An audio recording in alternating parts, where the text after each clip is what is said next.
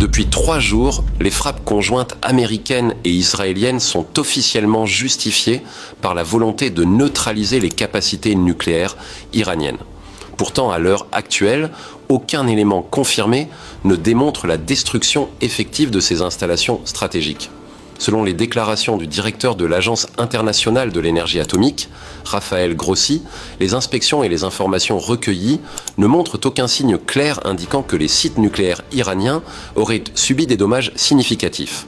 Autrement dit, malgré l'intensité des bombardements annoncés, aucune preuve vérifiée ne permet d'affirmer que l'objectif principal qui a été atteint. Téhéran, de son côté, soutient qu'un site aurait été visé.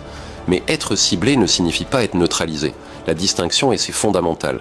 L'organisme de surveillance nucléaire des Nations Unies n'a confirmé aucune destruction majeure. Cela soulève une interrogation stratégique. Si la raison centrale invoquée pour ces frappes est le programme nucléaire iranien, pourquoi les infrastructures semblent-elles intactes ? Des bombardiers lourds, capables de transporter des charges considérables, ont été mobilisés.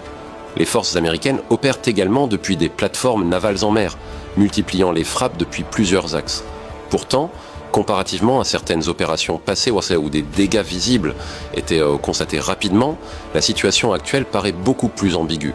Une explication possible réside dans la nature même des installations iraniennes. Depuis des années, plusieurs complexes ont été fortifiés, enterrés profondément sous terre et protégés par d'importantes couches de béton armé. Ce type de configuration rend toute destruction extrêmement complexe, même avec des munitions spécialisées conçues pour pénétrer les structures renforcées. Si ces informations se confirment, cela pourrait expliquer pourquoi, après 3 jours d'opérations intensives, aucun impact décisif n'est observé. Pendant ce temps, la dynamique régionale s'élargit. Des installations liées à des alliés occidentaux au Moyen-Orient ont été touchées en représailles. À Chypre, une base aérienne britannique aurait subi des attaques de drones, provoquant d'importants dégâts matériels selon les autorités locales. Cette évolution marque une escalade majeure car elle implique indirectement un État membre de l'Union européenne dans le conflit. Parallèlement, sur le territoire iranien, certaines zones urbaines ont été affectées, avec des immeubles endommagés. La tension ne cesse de monter des deux côtés et chaque frappe semble entraîner une réponse. La question centrale demeure toutefois inchangée. L'objectif est-il réellement la destruction technique des sites nucléaires ou s'agit-il d'une stratégie de pression plus large visant à affaiblir politiquement et économiquement l'Iran ? Si, après plusieurs jours d'opération, l'agence internationale compétente ne constate aucun dommage majeur sur les infrastructures nucléaires, cela interroge l'efficacité immédiate de la campagne militaire. À ce stade précis, concernant les installations nucléaires, le bilan provisoire reste limité. Les déclarations politiques contrastent avec les constats techniques disponibles. Les prochains jours permettront de savoir si cette opération peut produire un effet stratégique concret ou si elle s'oriente vers une impasse opérationnelle. Si l'on poursuit l'analyse sous l'angle strictement nucléaire, un autre élément mérite d'être souligné, la temporalité. Les installations sensibles ne sont pas improvisées. Elles ont été pensées, construites et protégées sur plusieurs décennies. Certaines sont enterrées à grande profondeur, d'autres dispersées géographiquement afin d'éviter qu'une seule frappe ne puisse paralyser l'ensemble du programme. Cela signifie que même une campagne aérienne intense peut ne produire qu'un impact limité si elle ne s'inscrit pas dans une stratégie prolongée et coordonnée. Il faut également distinguer 3 choses. Détruire un bâtiment en surface, endommager des infrastructures techniques internes, neutraliser durablement une capacité nucléaire. Ce 3e point est le plus complexe. Détruire une structure visible ne signifie pas anéantir le savoir-faire, les équipes scientifiques, ni les capacités de reconstitution.